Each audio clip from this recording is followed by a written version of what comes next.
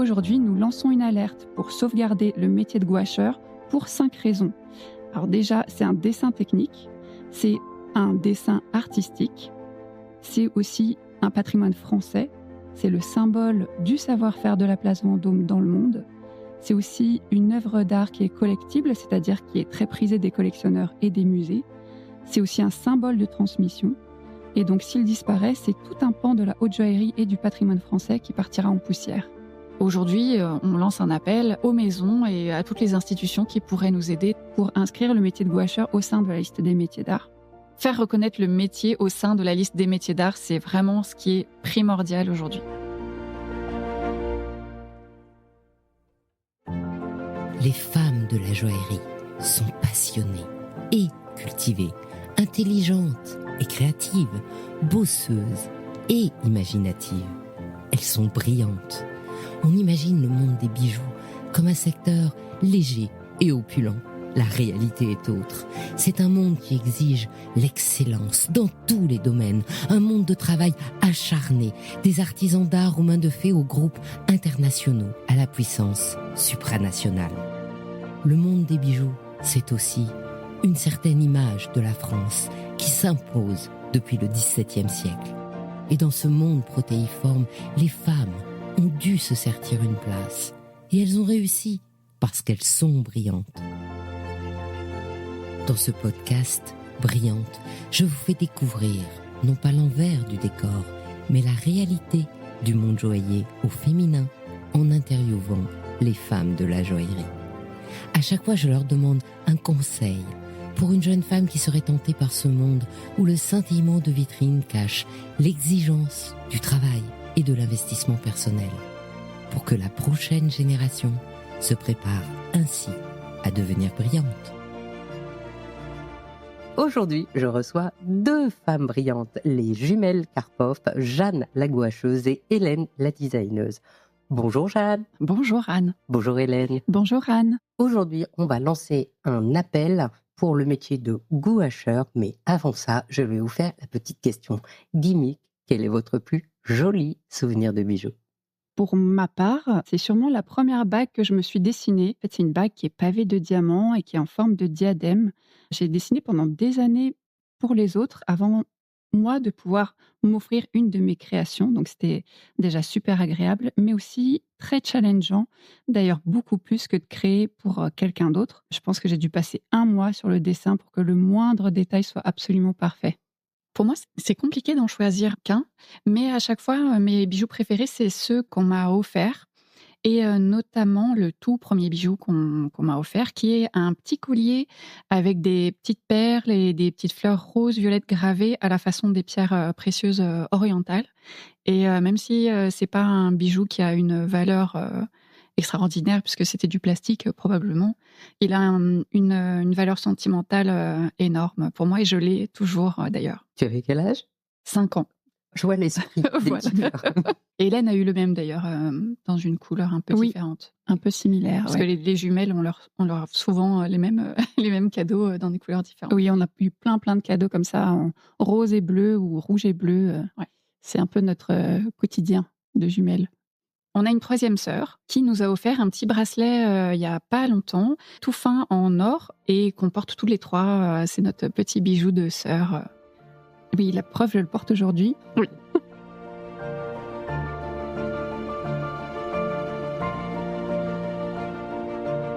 Donc, comme on est là pour lancer une alerte sur le métier de gouacheur. Alors, qu'est-ce qui est important dans la gouache?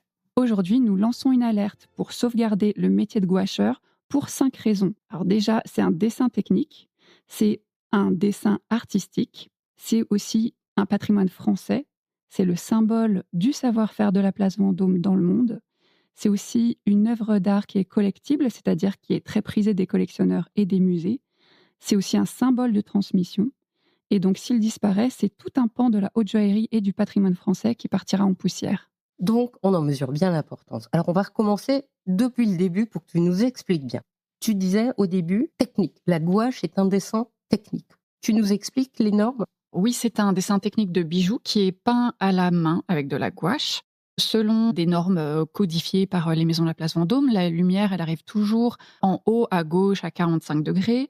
Et c'est un dessin qui est très réaliste, qui permet d'appréhender toutes les matières d'un bijou, d'appréhender son volume, ses dimensions, et qui peut être lu par n'importe quel atelier partout dans le monde. C'est-à-dire que si je prends une pierre et si je la pose sur une pierre, elle doit être exactement de la bonne dimension. Exactement, oui, c'est ça. Et que quand on voit un fermoir, on sait exactement comment il est fait, même s'il est fermé. Oui, tout à fait. Ça demande une certaine virtuosité des gouacheurs parce que c'est évidemment une technique qui ne s'apprend pas et qui ne se maîtrise pas en quelques années. Ça prend une dizaine d'années pour avoir l'expérience nécessaire pour travailler au sein de la place Vendôme. Et donc, tu disais que ce savoir-faire technique, il est lisible par tous les ateliers. Ça veut dire que si je prends un atelier aux États-Unis aussi, ils vont savoir? Oui, tout à fait. C'est un dessin qui est lu à l'international, n'importe où, dans n'importe quel atelier. Et c'est des codes qui ont été inventés et mis en place par les maisons de haute joaillerie de la place Vendôme au début du XXe siècle. Ces codes ont été aussi distillés à l'international. Nous avons eu l'opportunité de faire une collaboration avec le Petit Palais cette année par rapport à l'exposition Dessins de bijoux. Et nous avons été en lien avec Clara Roca, qui est la conservatrice de l'exposition. Et nous avons pu reprendre un dessin qui avait été réalisé par les frères Fanière et qui était exposé, l'exposition a fermé. Et nous avons redessiné en fait ce gouaché avec les techniques actuelles, c'est-à-dire avec les méthodes d'aujourd'hui. Le but de la démarche, c'était d'expliquer que bien que cette technique soit traditionnelle, elle évolue aussi avec les outils et aussi avec l'apport artistique de chaque gouacheur, ce qui en fait un véritable art vivant. Donc ça, c'était le deuxième point. Le premier point, c'est la gouache, elle est un dessin technique dont maintenant les normes sont définies et qui est reconnaissable dans tous les ateliers du monde. Et c'est aussi, point 2, tu disais, une démarche artistique. Exactement. C'est une démarche artistique parce que chaque gouacheur apporte sa propre patte et c'est ça qui fait que ça enrichit la technique au fur et à mesure des années, des décennies et ça en fait vraiment un véritable art à part entière. Alors, j'aimerais rajouter, il a une dimension artistique en effet qui est indéniable, mais c'est aussi parce que le gouaché demande une certaine virtuosité et en fait, tous ceux qui auront essayé sauront de quoi nous parlons. En fait, même s'il y a beaucoup de personnes qui font du gouaché, il y en a quand même très peu qui en font à un niveau d'excellence. En fait, c'est comme dans la danse classique, il y a beaucoup de danseurs, mais il y a très peu d'étoiles. Et c'est exactement la même chose en haute joaillerie avec le gouaché. Oui, en effet, le gouaché, ça requiert un niveau d'excellence. Il faut à la base à peu près 3 ans pour maîtriser uniquement la texture de la gouache pour un gouacheur débutant. Ensuite, pour arriver au niveau d'excellence de la place Vendôme, il faut minimum 10 ans de pratique. On parle de pratique quotidienne de la technique. Et ensuite, pour arriver à un niveau d'expert, là où vraiment on est les boss du gouaché, entre guillemets, il faut 15 à 20 ans. Et c'est ça qui permet aussi d'insuffler sa propre patte artistique au sein de la technique et de pouvoir la faire évoluer encore plus et de pouvoir lui faire prendre une dimension encore plus exceptionnelle jusqu'à aujourd'hui. Tu peux me donner un exemple? Si je dessine un brillant, est-ce qu'il y a 12 manières de dessiner un brillant? Oui, il y a pas mal de différentes manières de dessiner un brillant. Et d'ailleurs, chaque maison a sa propre manière de dessiner un brillant. Ça dépend des couleurs, ça dépend aussi de la façon dont on va poser la lumière. Certaines maisons préfèrent d'ailleurs un rendu très réaliste, très carré, très académique. Et d'autres préfèrent un rendu beaucoup plus flou, beaucoup plus artistique, plus lâché, on peut dire ça. Donc oui, il y a vraiment différentes manières de dessiner un brillant. Il n'y en a pas une seule qui est moins bonne qu'une autre. C'est vraiment une question de goût et c'est une question aussi de détail, en fait. Oui. Et de détails, et du nombre de détails qu'on veut mettre dans une pierre. On peut très bien faire quelque chose de très simple avec une méthode assez simplifiée et une méthode beaucoup plus élaborée en représentant chacune des facettes, en mettant beaucoup de variations de lumière, de reflets et d'ombre.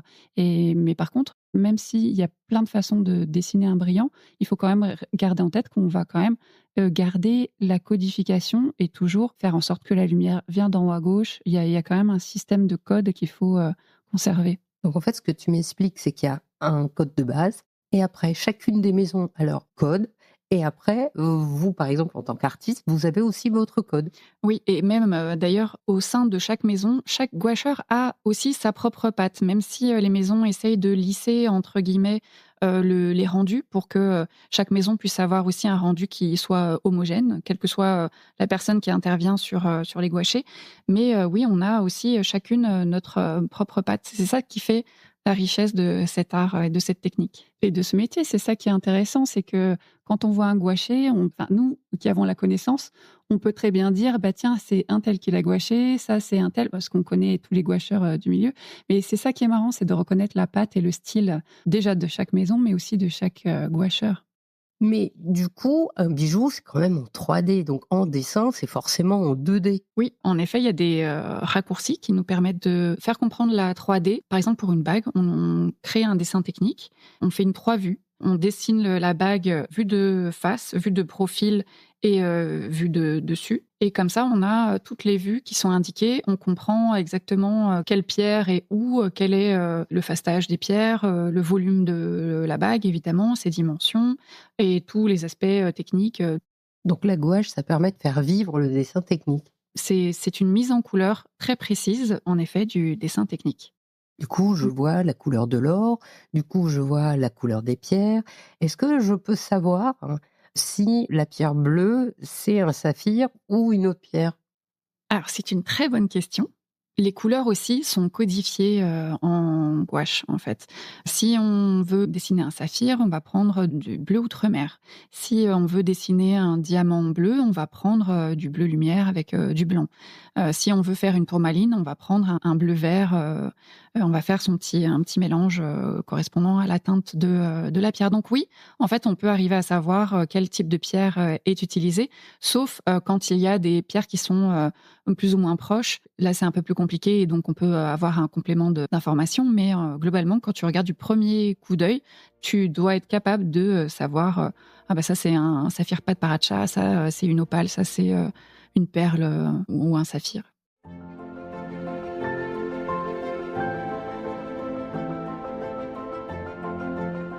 Donc ce gouaché est à la fois technique et artistique. Mais comme il y a un dessin technique en dessous, est-ce que c'est de l'ordre du design ou est-ce que c'est de l'ordre de l'art? En fait, c'est absolument les deux. C'est à la fois un travail d'aboutissement du travail de designer, mais c'est aussi un dessin artistique.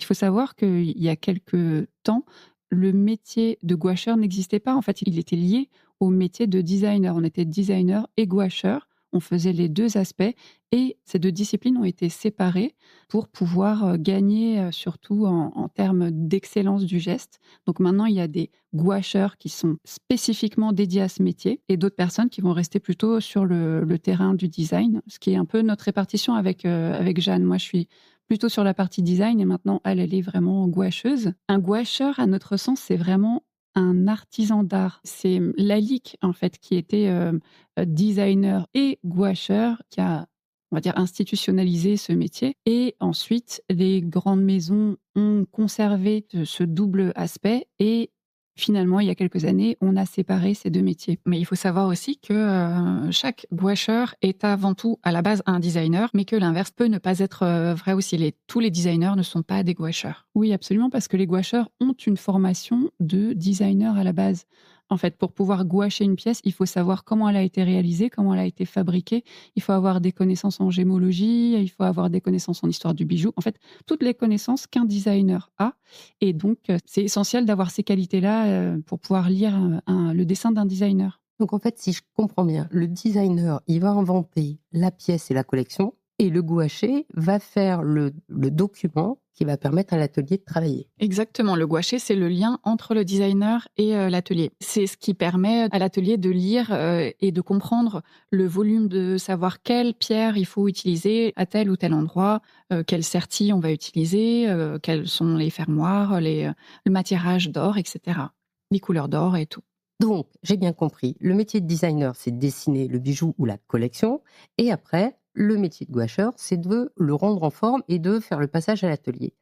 Mais Ce métier de designer, du coup, il a un statut, il s'apprend à un endroit et il est reconnu comme métier. Oui, oui, absolument. Il y a plusieurs écoles en France qui forment au métier de designer de joaillerie. On peut citer notamment la HBJO, Boulle, bien évidemment. On avait la FEDAP, l'école dont on a été diplômé mais qui a fermé malheureusement.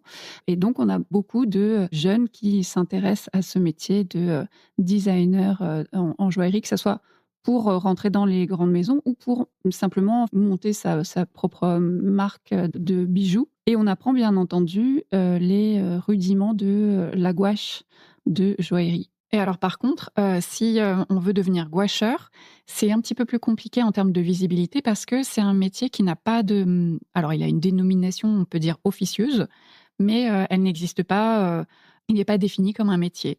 Et donc, pour arriver à faire reconnaître ce métier, il faudrait, du coup, le faire entrer dans une case. Notamment ce que tu voulais, c'est-à-dire le métier d'art. Bah oui, en fait, c'est la case la plus logique. Il faut savoir qu'aujourd'hui, tous les métiers de la joaillerie sont au sein de cette fameuse liste des métiers d'art, sauf le métier de designer qui est considéré comme un métier de conception intellectuelle, on va dire. Donc, c'est quelqu'un qui définit l'idée.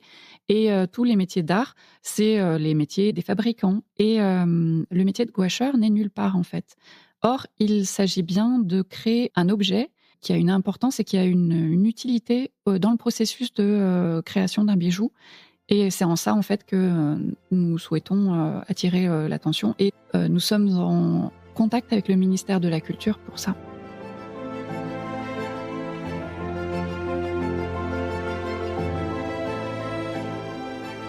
Si j'ai bien compris, quand on veut se lancer en joaillerie, dans les écoles de joaillerie, alors bien sûr on est d'accord, tous les jeunes ne veulent pas aller en joaillerie, mais si on veut aller en joaillerie, on va trouver une direction pour aller en design. Mais on n'en trouve pas pour aller en gouache. Donc il y a une autre manière d'attirer et de faire reconnaître et de poursuivre ce métier, donc c'est de l'inscrire dans les métiers d'art. C'est un métier de transformation de la matière, puisque on prend un tube de gouache, un pinceau et un papier, et on arrive à en faire une œuvre d'art et une œuvre technique. C'est bien ça? C'est vraiment la finalité ou il y a encore une autre finalité? Alors, c'est bien plus que ça, en fait. Inscrire le métier de gouacheur au sein de la liste des métiers d'art, ça serait lui donner bien plus qu'une dénomination officielle. Ça pourrait aussi lui apporter un soutien étatique essentiel et des opportunités clés dont il ne bénéficie pas aujourd'hui. Par exemple, il pourrait avoir accès à différents salons importants, le salon du patrimoine, le salon des métiers d'art, le salon Révélation et beaucoup d'autres salons spécialisés en la matière. Et il pourrait aussi avoir accès à des concours spécialisés du type le prix de la jeune création des métiers d'art, le prix Liliane Bettencourt pour l'intelligence de la main, ou peut-être aussi les concours MOF, qui sait. Globalement, ça pourrait aussi lui donner des relais médiatiques et culturels liés à ces concours et à ces salons. Et c'est autant d'opportunités clés dont il ne bénéficie pas aujourd'hui et dont il aurait besoin pour être connu par un plus grand nombre, pour pouvoir être transmis. J'ai bien compris les avantages si on inscrit le métier de gouacheur dans le métier d'art. À ce niveau-là, ce métier est fait par un artisan puisqu'il y a transformation de la matière. Est-ce que si on inscrivait ce métier comme artiste, ça ne serait pas une solution?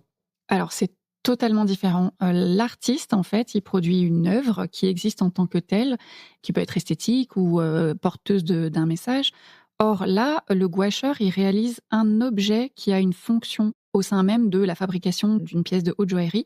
Et c'est en ça que, à notre sens, on ne peut pas l'inscrire comme étant un artiste. Oui, puisque la définition de l'artisanat d'art, c'est la création par la maîtrise de gestes et de techniques en vue de la transformation de la matière et nécessitant un apport artistique. Et c'est exactement ça, le gouacheur qui appose des couches successives de gouache ou d'aquarelle, enfin de matière sur du papier qui transforme en un dessin réaliste. Donc, dans les points qu'on avait vus au début pour dire l'importance de ce métier, on avait dit technique artistique. Et il y avait aussi le fait que c'est le patrimoine français de la joaillerie. Oui, oui, absolument. Le gouaché sert déjà de pièce d'archive, en fait, historique pour les maisons.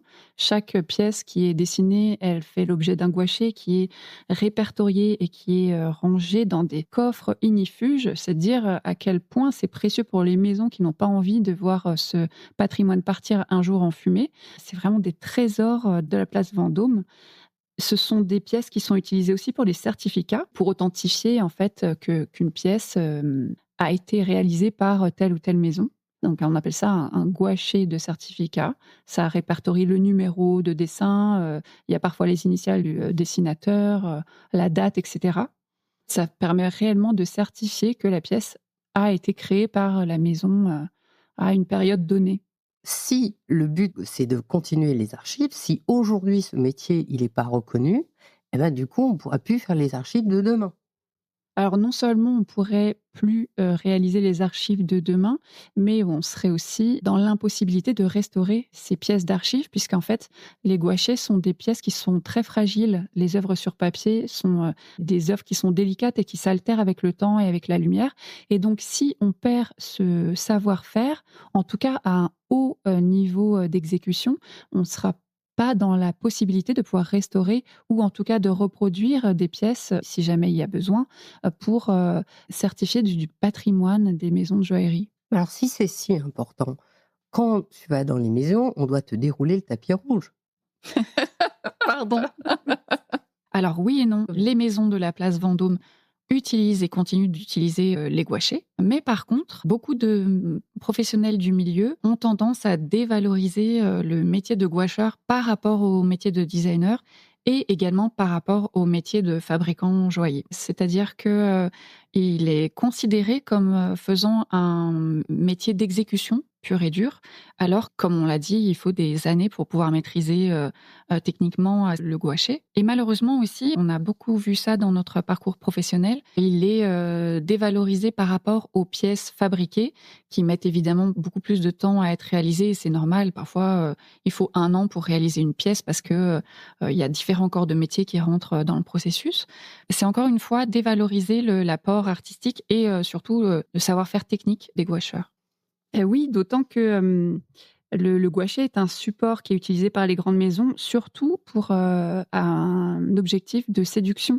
C'est le premier objet qui est présenté à un client pour l'aider à visualiser une pièce et provoquer une émotion. La simple vue d'une gouache peut déclencher des ventes à plusieurs millions avant même qu'un bijou soit fabriqué. Donc c'est un aspect qui est essentiel pour les grandes maisons. C'est aussi un outil de communication qui est très puissant, puisque les maisons les présentent ces dessins à la presse lors des sorties des collections. On les voit aussi dans les catalogues de collections, qui sont des livres d'art et non pas des simples revues. En fait, ce sont des livres qui représentent une sélection des plus belles gouaches d'une collection et qui sont édités en tout petits volumes et qui sont offerts uniquement à une poignée de privilégiés. Et donc, faire reconnaître ce métier comme un métier d'art, c'est la solution? Ça pourrait, et en effet, redonner ces lettres de noblesse au gouacheur et ça lui donnerait aussi un véritable statut de métier d'art. Comme d'ailleurs tous les autres métiers de la joaillerie. Il n'y a pas de raison que celui-là n'en bénéficie pas en fait de ce statut. Est-ce qu'il y a d'autres intérêts pour le faire reconnaître comme un métier d'art? Oui, en effet, il faut savoir que les gouacheurs sont soumis à des contrats de confidentialité très stricts qui ne leur permettent pas de partager leurs réalisations sur les réseaux sociaux ou leur site, ni même de citer les noms des maisons pour lesquelles ils travaillent. Et c'est un élément supplémentaire qui tient une part vraiment importante dans le manque de visibilité de ce métier, car aujourd'hui, on sait que les réseaux sociaux tiennent un rôle déterminant dans la découverte des métiers ou de savoir-faire auprès des jeunes générations et permettre aux gouacheurs de communiquer sur leur œuvre. Ça serait aussi permettre aux jeunes qui s'intéressent aux métiers manuels ou artistiques de s'orienter dans la filière bijouterie-joaillerie. Du coup, ce que tu es en train de m'expliquer, c'est que quand tu publies des choses sur ton Instagram, en fait, tu es obligé de ne pas mettre le vrai travail que tu fais et d'inventer un travail en plus pour montrer ton savoir-faire. Alors exactement, en 20 ans de collaboration avec différentes maisons, Hélène et moi, on a pu partager seulement 2 projets avec les maisons avec lesquelles on avait travaillé et tout le reste de ce que nous partageons sur nos réseaux sociaux, c'est du travail que nous réalisons en plus de nos métiers de designer et de nos métiers de gouacheuse pour pouvoir communiquer sur ce savoir-faire-là et pouvoir le transmettre. Dans les grandes expositions, et là, c'est l'anniversaire de l'exposition de 1925, c'était donc la première exposition où les ateliers pouvaient mettre leur nom à côté des maisons. Est-ce que ce que tu demandes, c'est que le métier de gouacheur puisse comme ça signer de temps en temps? Alors, on ne demande absolument pas à prendre le nom de la maison, parce que c'est évidemment le nom de la maison qui prévaudra toujours sur la création.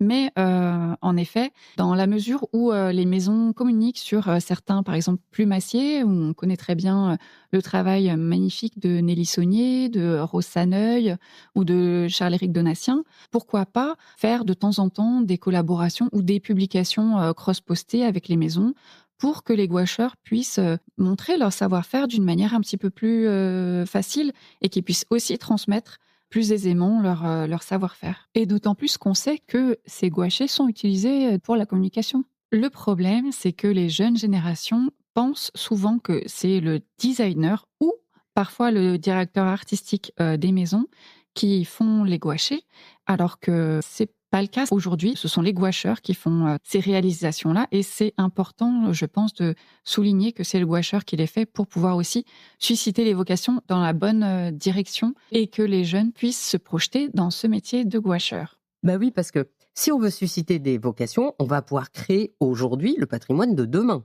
Exactement. Et pour qu'un métier puisse trouver une relève, en fait, il lui faut de la visibilité. Parce qu'il y a aussi une nécessité de toucher un certain nombre d'étudiants pour pouvoir renouveler les effectifs, étant donné que c'est un métier qui requiert énormément d'années d'expérience, d'apprentissage, de pratiques régulières. Donc, il faut pouvoir toucher un maximum d'effectifs aujourd'hui. Si je comprends bien, non seulement il faut créer des vocations aujourd'hui pour dessiner les bijoux d'aujourd'hui et créer effectivement le patrimoine qu'on trouvera demain mais qui est fait aujourd'hui, mais peut-être aussi, si on arrive à en trouver dans les musées comme dans ces belles expositions sur les dessins de bijoux, peut-être qu'il va falloir restaurer ces dessins. Et donc, il faut bien qu'il y ait des gens qualifiés qui commencent aujourd'hui pour demain être capables de restaurer ces gouachers. Oui, en effet, et c'est aussi une dimension très importante de la sauvegarde de ce métier qui est très précieux. Et c'est de pouvoir aussi intervenir sur les gouachers d'hier, mais aussi pouvoir restaurer les gouachers qui seront archivés au sein des maisons et qui peuvent aussi se détériorer. Oui, c'est une problématique qu'on a pu rencontrer d'ailleurs quand on a rencontré Clara Roca au Petit Palais, avec la restauration des œuvres qui sont archivées au sein des musées. Il va falloir peut-être un jour restaurer ces œuvres-là. Et si le métier de gouacheur disparaît, on ne sera plus en mesure de pouvoir restaurer toutes ces œuvres. Justement, on a vu qu'il y avait une appétence en ce moment sur le dessin de bijoux, ce qui fait que les musées commencent à faire de jolies expositions, ce qui donc peut-être fragilise leurs fonds, etc., etc. Mais s'ils font ça, c'est que ça va peut-être créer des envies chez les collectionneurs de collectionner ces fameux gouachers. Oui, absolument. Les gouachers sont déjà considérés comme des œuvres d'art à part entière. On les collectionne pour leur beauté. C'est vrai que ça suscite l'intérêt de plus en plus de personnes qui souhaitent collectionner des œuvres liées en plus à un patrimoine historique français. En effet, il faut savoir que du temps de la Lique, on peignait sur du papier transparent ou parfois sur du vélin. Ça vieillit très mal. En allant voir les expositions, celles de, par exemple, du Petit Palais, on se rend compte que le papier a beaucoup jauni avec le temps et ça se dégrade concrètement. Certaines maisons aussi utilisent du papier transparent encore aujourd'hui. On ne sait pas ce que ça va donner, la conservation de ces gouaches qui sont très précieuses dans les années à venir. Alors peut-être pas d'ici 10, 20 ans, mais d'ici 50, 100 ans, on ne sait pas comment ça va évoluer. Mais la question se pose aujourd'hui. Il y a aussi un autre paramètre à prendre en compte, c'est le fait que la gouache a aussi énormément changé depuis les dernières années. Auparavant, il était possible d'utiliser certains pigments qui pouvaient être toxiques, ce qui n'est évidemment plus le cas aujourd'hui. Mais en contrepartie, on ne sait pas comment ça va évoluer, comment ces nouvelles gouaches vont vieillir. Donc, il va falloir aussi pouvoir les restaurer de manière efficace et il va falloir une expertise énorme pour pouvoir le faire. Donc, on comprend pourquoi le métier de gouacheur est indispensable à la haute joaillerie et pourquoi il faut le défendre et donc le faire reconnaître. Et c'est la mission que vous vous êtes donnée. Alors, comment vous vous y prenez ? En 2023, on a contacté l'Institut pour les savoir-faire français et en 2025, avec un collectif de gouacheurs et de designers qui compte Estelle Lagarde, Maïwen Nénez, Anouk Verret et Frédéric Manet notamment. Et grâce à l'appui de l'UFBJOP, en particulier de Philippe Faure, on a monté un dossier auprès du ministère de la Culture pour inscrire le métier de gouacheur au sein de la liste des métiers d'art. Les retours qu'on a eus sont que la dernière liste qui a été publiée, ça a été fait en 2015, que la démarche sera longue parce que le dossier va être examiné en détail par une commission et qu'il faut beaucoup de temps pour que tout ça puisse se faire. Et cette démarche a aussi soulevé un problème. On nous a dit qu'il serait plus facile de modifier la liste des métiers d'art si on pouvait y inclure plusieurs métiers en même temps. Ce qui concerne en tout cas les métiers de la joaillerie, on sait qu'il ne reste que le gouaché. Donc si quelqu'un connaît un métier d'art à répertorier, c'est le moment, ça nous aiderait beaucoup à ouvrir la liste. Ensuite, on a aussi contacté la fondation Rémi Cointreau, qui est une fondation qui valorise la transmission des savoir-faire d'excellence et qui nous a répondu malheureusement qu'on ne correspondait pas à leur axe de soutien. Nous avons aussi écrit donc aux maisons avec lesquelles nous collaborons depuis des années pour qu'on puisse publier de manière collaborative, comme on en a parlé tout à l'heure, des œuvres gouachées. Ça serait vraiment un moyen très efficace de pouvoir faire découvrir le métier aux jeunes générations. On peut notamment quand même compter sur l'appui d'une maison de la place Vendôme pour laquelle nous animons des ateliers VIP. Mais la majorité des maisons restent très frileuses à l'idée de dévoiler le nom des gouacheurs ou en tout cas de pouvoir apparaître sur des publications. Et pourtant, on sait qu'avec l'essor du numérique aujourd'hui, pour sauvegarder ce métier et assurer le renouvellement des gouacheurs, il faudrait davantage favoriser la transmission plutôt que la discrétion. Seul un mouvement collectif pourra faire bouger les lignes. Une autre chose que nous développons, c'est la réalisation de partenariats avec certains musées, comme nous l'avons fait avec le Petit Palais. Donc c'est un boulot énorme. Mais énorme. Depuis déjà 2023, nous sommes en relation avec l'Institut des savoir-faire français. On a passé des heures et des heures à monter le dossier. Aujourd'hui, on lance un appel aux maisons et à toutes les institutions qui pourraient nous aider dans ce sens-là.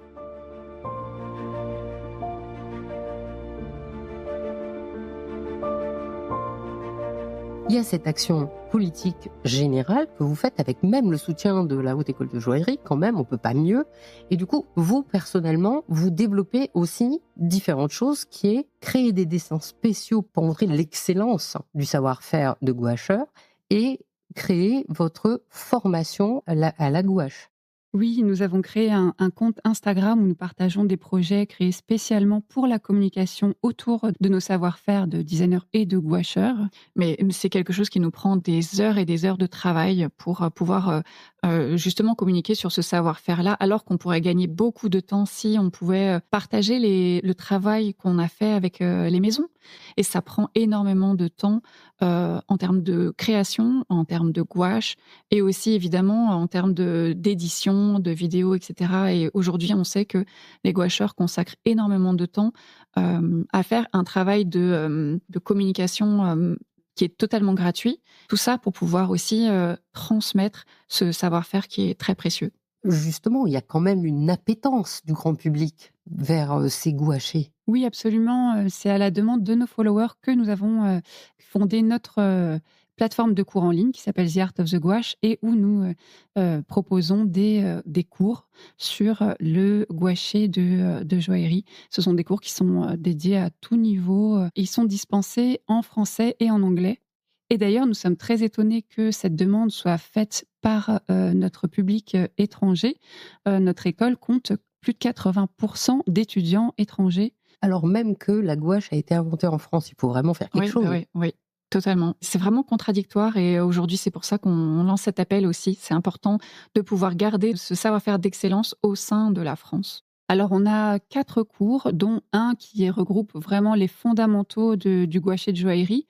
Il compte 5 heures de cours condensés et on peut y apprendre à peindre les diamants, à représenter les facettes aussi, à peindre les pierres colorées, les ors, la nacre, les perles. Et c'est une formation où on donne vraiment nos meilleures astuces pour gagner du temps dans la gouache. Ce sont des cours qui sont aussi dédiés à tout niveau, donc que ce soit des personnes totalement novices ou bien des professionnels.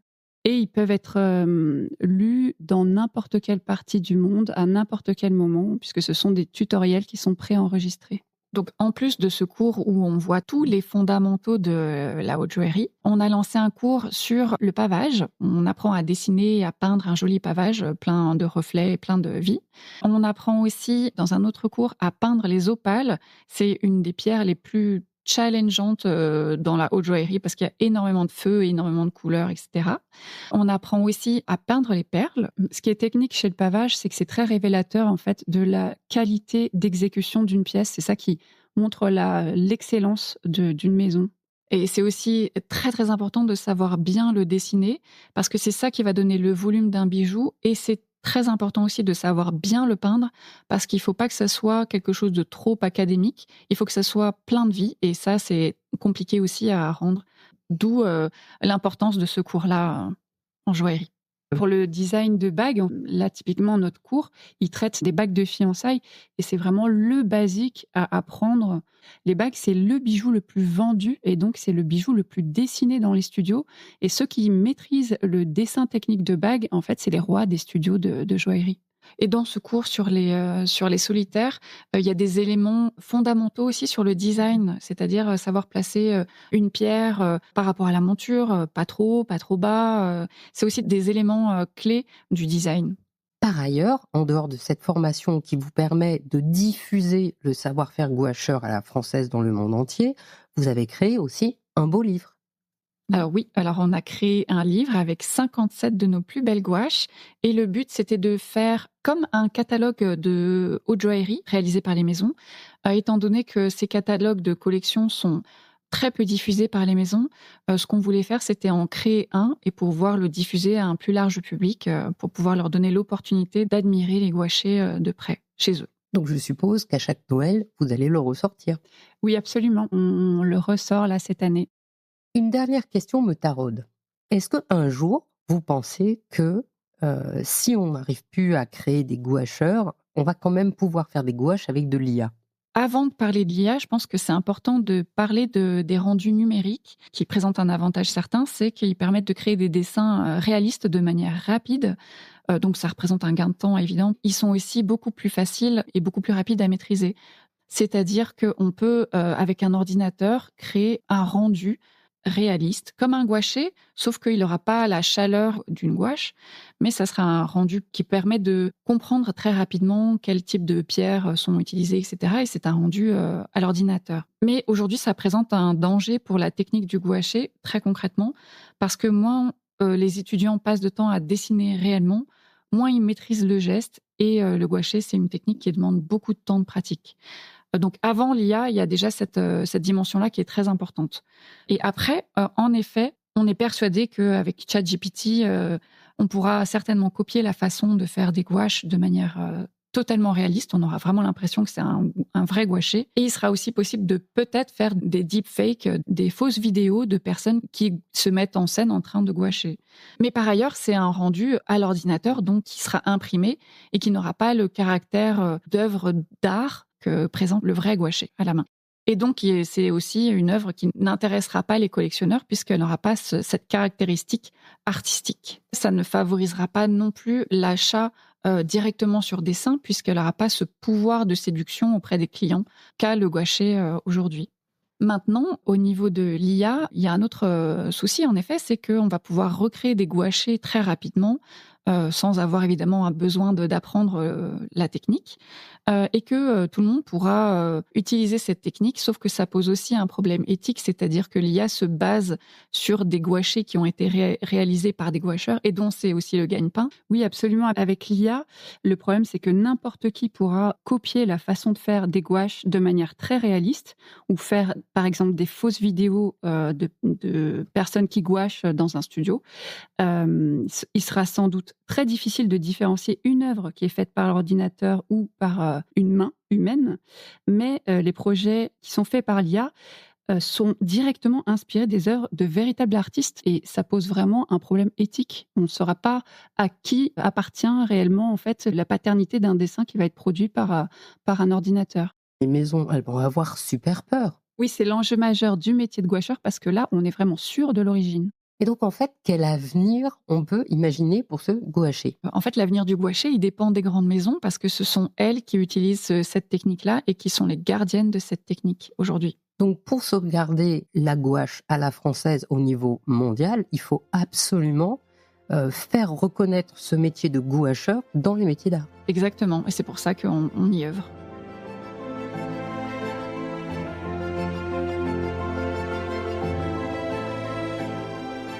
Et donc, vous arrêtez pas de dire que c'est un long apprentissage. Ben, vous avez mis combien de temps à apprendre, en fait? Et où est-ce que vous l'avez appris? Combien de temps on a mis à l'apprendre? C'est une question qui est difficile, en fait, parce que j'ai l'impression que même au bout de 20 ans, on continue d'apprendre cette technique-là. Donc, on a appris ça au sein de l'AFEDAP.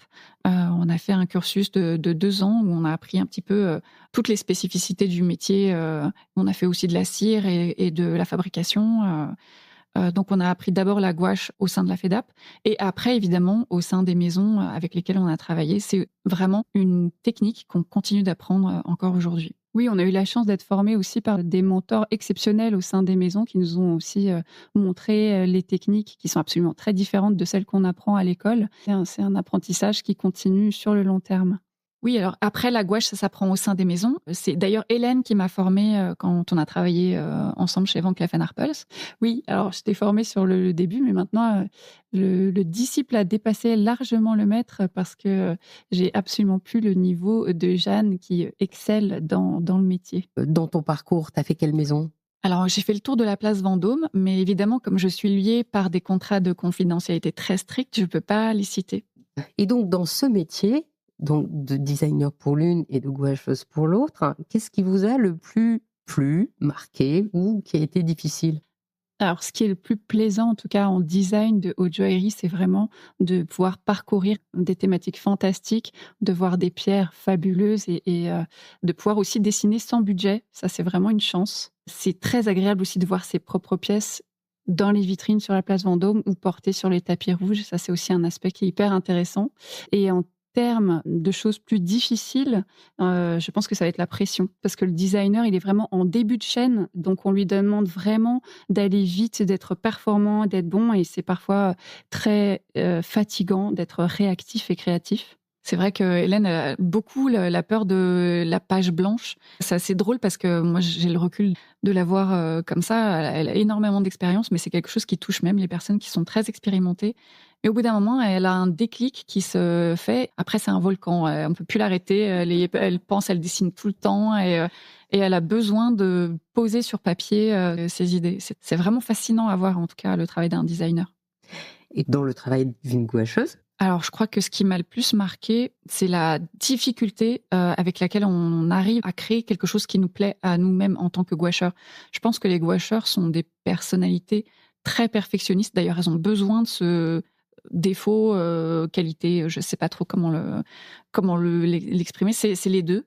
Ce qui fait que, en fait, la première pièce dont j'ai réellement été satisfaite du résultat en tant que gouacheuse, ça s'est fait peut-être 8 ans après le début de ma carrière. C'est dire à quel point, en fait, on se met la pression et combien de temps il faut pour créer un travail qui, en tout cas, est remarquable, entre guillemets. Après, ce qui m'a le plus plu, je pense, c'est les challenges, notamment aussi avec la haute horlogerie. On a l'occasion de pouvoir peindre des matériaux et des choses qui sont extraordinaires, de la micro-mosaïque, des plumes, de la nacre imprimée, enfin vraiment des matières qu'on n'a pas l'habitude d'utiliser en haute joaillerie. Donc c'est vraiment quelque chose de très challengeant. Ça, c'est très agréable. Le plus difficile, je pense, c'est de se faire une place dans le métier parce que c'est vraiment pas... Il y a très peu de place.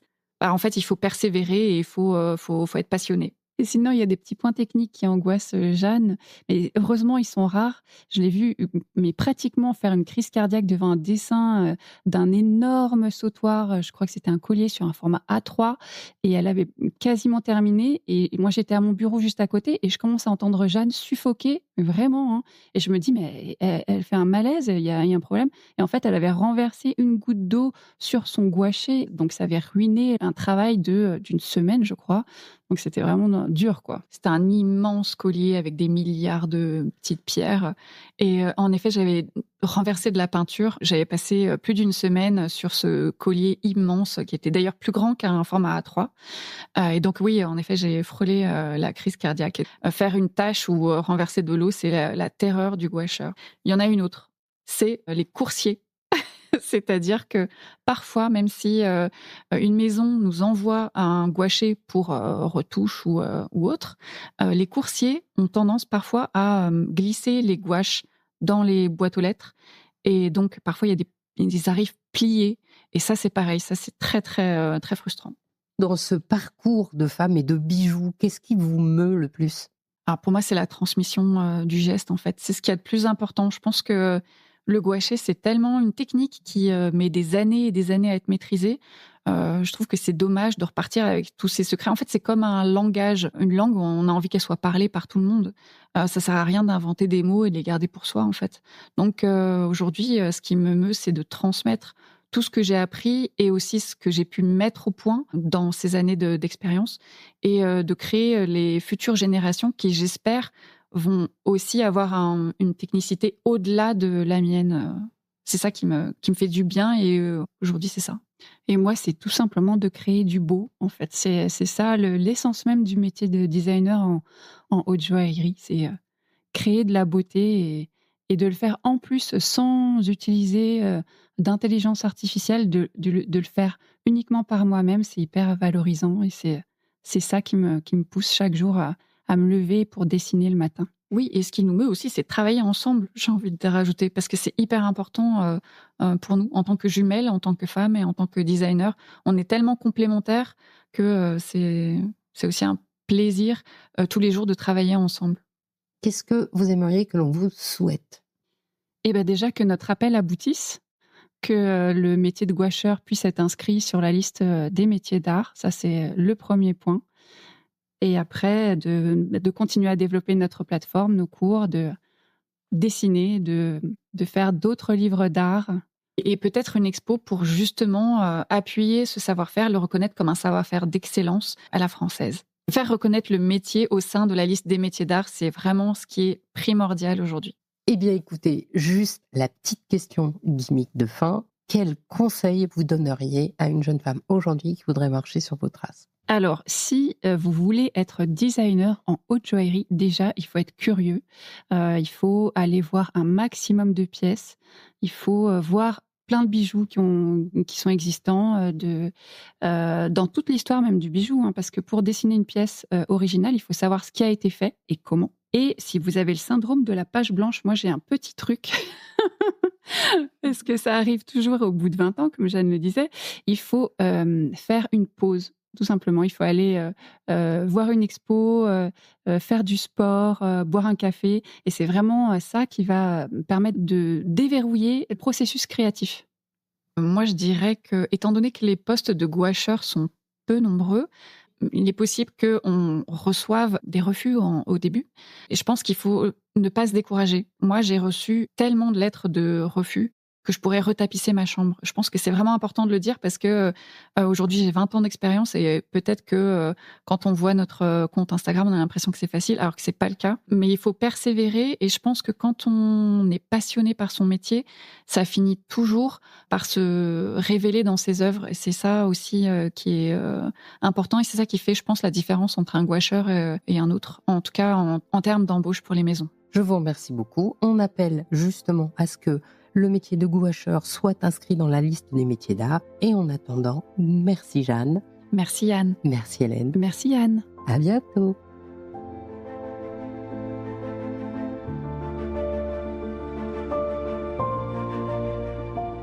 Merci d'avoir écouté Brillante. Je suis Anne Desmarais de Jotan et je donne une voix aux bijoux chaque dimanche. Et si vous aussi vous avez envie de faire parler vos bijoux et votre maison, je serai ravie de vous accompagner pour réaliser votre podcast de marque ou vous accueillir en partenaire dans mes podcasts natifs. Je vous donne rendez-vous le mois prochain sur ce podcast Brillante et en attendant, sur le podcast Le bijou comme un bisou en alternance avec le podcast Il était une fois le bijou. Faites-moi plaisir, soutenez le podcast en mettant des avis, des étoiles sur Spotify ou Apple Podcast. Abonnez-vous et partagez l'épisode sur vos réseaux sociaux.